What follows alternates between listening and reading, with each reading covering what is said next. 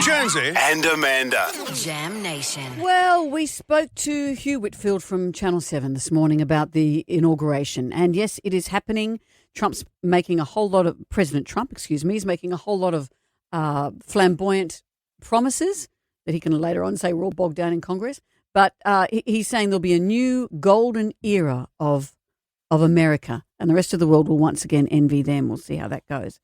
But it's been an interesting couple of days as everyone's been gearing up for the inauguration. The inauguration was supposed to be outside, and they moved it inside because of the cold weather. And a whole lot of people have said, hey, America's used to cold weather. A whole lot of presidents have had their inaugurations in worse conditions than this.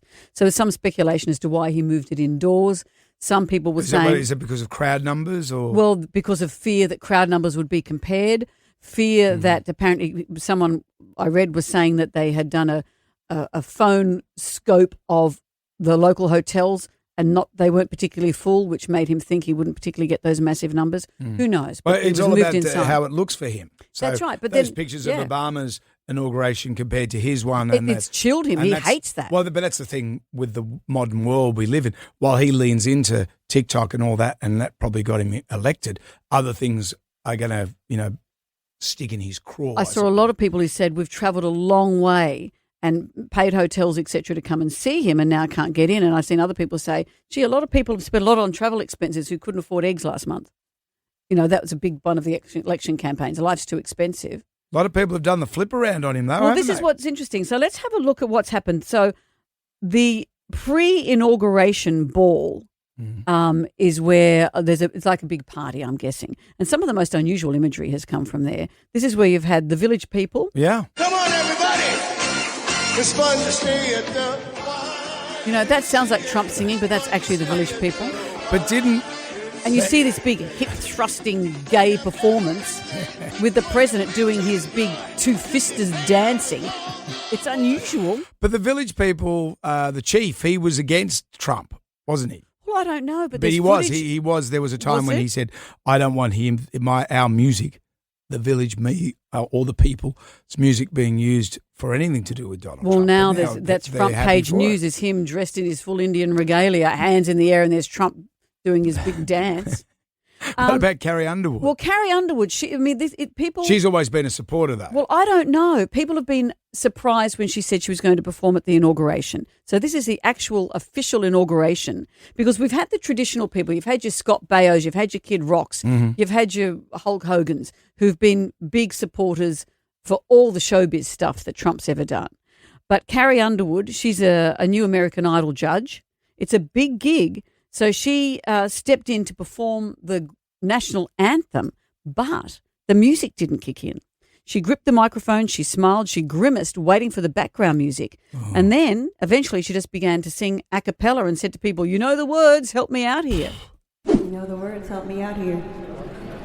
Oh, beautiful for spacious skies, for amber waves of grain. She sounds amazing, though. That is pretty good. She's done the Robbie Williams and it's paid dividends. But let's talk about Snoop Dogg.